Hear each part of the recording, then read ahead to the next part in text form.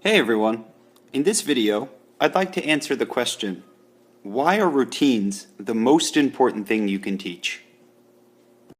But first, here's a pretty routine joke.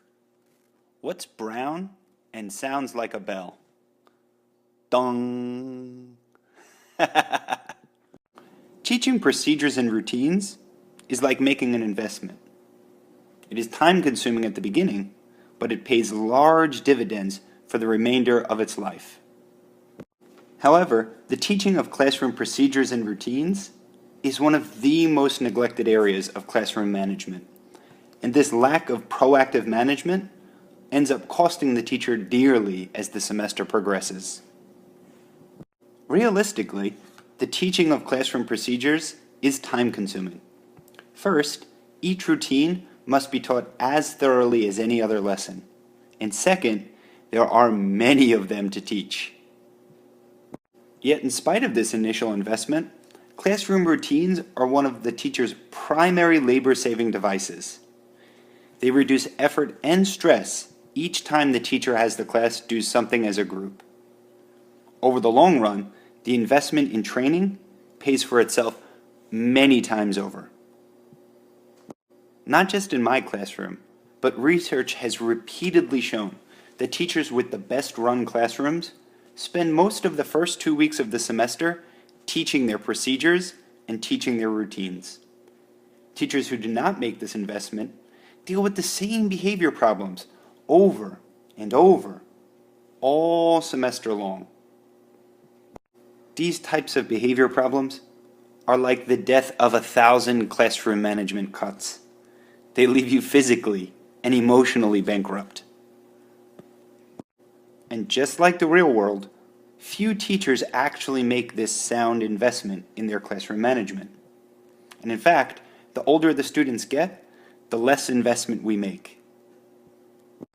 Just like real-world investment, many teachers neglect to invest in classroom management because they think they don't have the time or the energy. Teachers say things like, "Spend the first 2 weeks on rules? You have to be kidding me. I don't have 2 weeks to do that. I would never make up the time." Or, "I can see doing it with the little kids, but doing it with older kids seems like a complete waste of time. How often do they have to be taught these same?"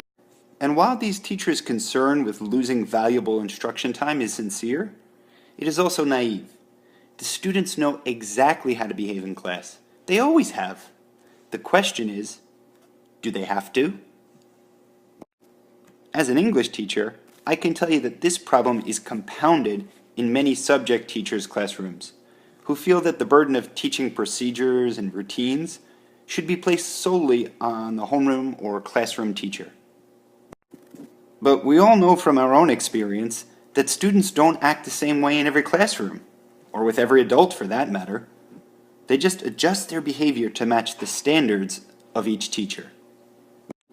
For example, if their science teacher lets them talk and fool around while their music teacher does not, they'll simply act up in science class and play it cool during music.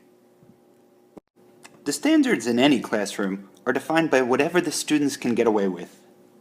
If teachers do not take the time to carefully teach their rules, routines, and standards, they will get whatever the students feel like giving them. Teaching routines carefully is a classic example of proactive versus reactive management. In closing, when you establish your standards, make sure you set them high and not low. Do things right the first time, and then practice, practice, practice. Keep doing it until you get it right. Practice to mastery. Our next video will put into action the principles laid out in this video. It's going to teach a sample procedure, my favorite, how to successfully walk students in the hall.